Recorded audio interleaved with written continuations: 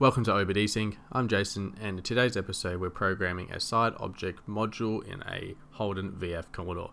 There is a left and a right module, so make sure you select the correct one that you need for programming. Once we click on the tile, we'll be brought in and we'll have this screen here. We're going to go ahead and click on the flashing tab along the top. It will then show us our current and required files in the module. When ready, and once you have a battery maintainer fitted, press the right button and it will begin downloading these required files and then begin the flashing sequence.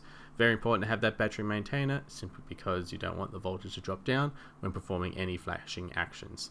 This flashing though in the car, it is very quick. It only takes a few seconds for it to complete. As we can see here, that is now completed. It will then perform its finalization flash routine, which can take a few moments. After that, we'll then get a pop-up indicating that we need to do an ignition cycle and also clear all fault codes. There's our pop-up. When ready, we can click OK. And our final thing we need to do is go to Learn Functions. We need to perform the VIN security link, so that's programming the correct VIN into the module. This only takes a few seconds, and after that, that's everything we needed to do. That's it for now. Thanks for watching. Make sure to like and subscribe. Otherwise, we'll see you next time.